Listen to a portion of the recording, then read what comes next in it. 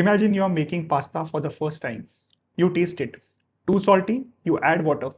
Too bland, you adjust again. But here's the question: how do you know whether each change made the pasta better or worse? Artificial intelligence learns in exactly the same way. It needs a way to measure every mistake.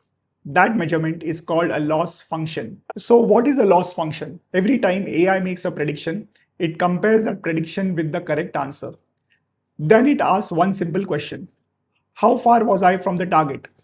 That measurement is called a loss function.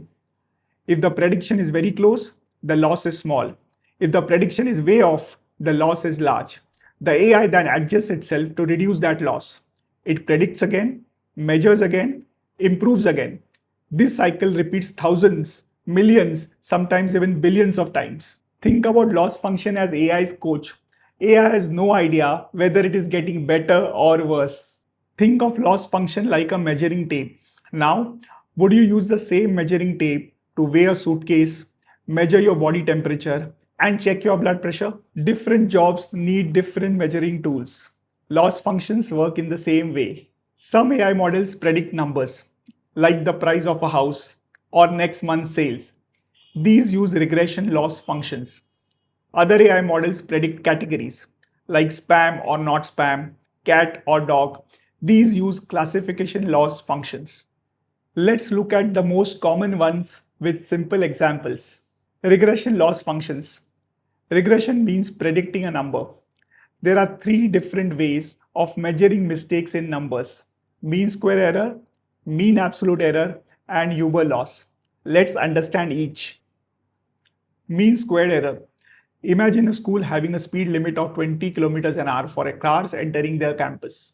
If you drive at 22 kilometers an hour, the security guard gives you a small warning. If you drive at 25, the penalty is a little bigger. But if you race through the gate at 70 kilometers an hour, you might lose your driving privileges altogether. Why? Because very large mistakes are much more dangerous than small ones. This is how mean squared error works. Mean squared error doesn't treat every mistake equally. It forces AI to focus on fixing its biggest mistakes first. Hence, MSE immediately answers the question, why square the error? Because big mistakes deserve much bigger penalties. That is why MSE is commonly used where large prediction errors are expensive in real life. Mean absolute error. Imagine you run a food delivery company. Your promise is simple. Every minute you are late, it will cost you 10 rupees. Late by 2 minutes, you pay 20. Late by 10 minutes, you pay 100. Every extra minute adds the same penalty. No special punishment. That's exactly how mean absolute error works. Mean absolute error simply measures how far the prediction is far from the correct answer. Huber loss. Imagine a teacher checking spelling mistakes. Small spelling mistakes lose 1 mark each. But if a student writes an entire paragraph incorrectly, the teacher doesn't keep multiplying the penalty forever. At some point, the punishment becomes more reasonable. That's Huber loss. For small mistakes, it behaves like mean squared error. For large mistakes, it behaves like mean absolute error. Classification loss functions. Classification means choosing a category.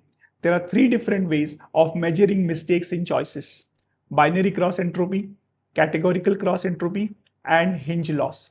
Let's simplify each. Binary cross-entropy. Imagine someone visits a doctor with a serious illness. The doctor looks at his reports and says, "I am 50% sure you have the disease." The patient takes a second opinion. The other doctor says, "I am 100% sure you don't have the disease." But later, the tests prove that the patient actually did. Which doctor made a bigger mistake? The second one. Not because his answer was wrong, but because the doctor was completely confident and completely wrong. That's exactly how binary cross-entropy works. If AI is confident and correct, it gets a very small penalty. If it's uncertain, the penalty is a little higher. But if it's extremely confident and wrong, the penalty becomes much bigger. That is why binary cross-entropy is widely used for yes or no decisions. like whether an email is spam or not, or whether a transaction is fraud or genuine. In all these cases, being confidently wrong can be far more costly than being uncertain. Categorical cross-entropy. Now imagine a multiple choice exam. Here, the correct answer is C. But what if you choose A and you are 100% sure it's correct? That's a much bigger mistake than saying, I think it's C, but I'm not completely sure. That's exactly how a categorical cross-entropy works.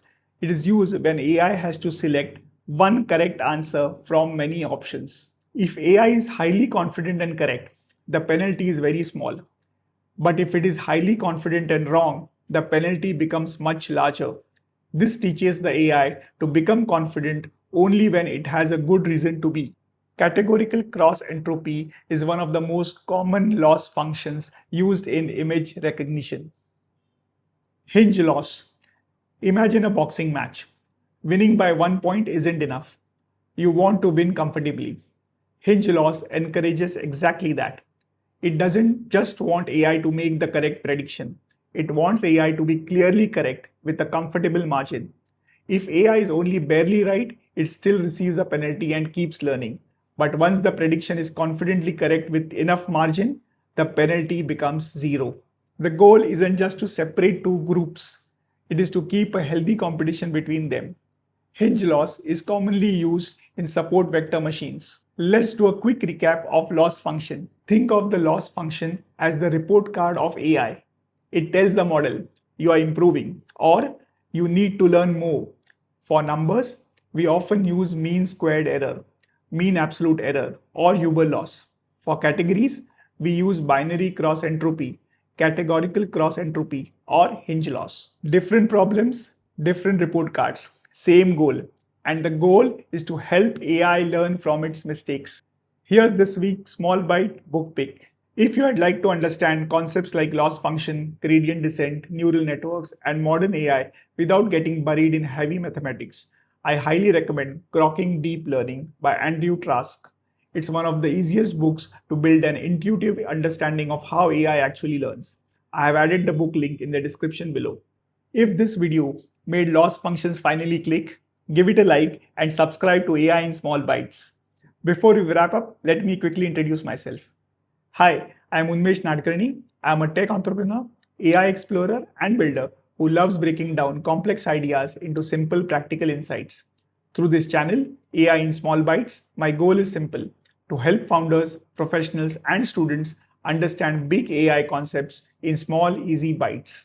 In our next video, we'll explore another fascinating AI concept in a simple and practical way. But in the meantime, have a great one.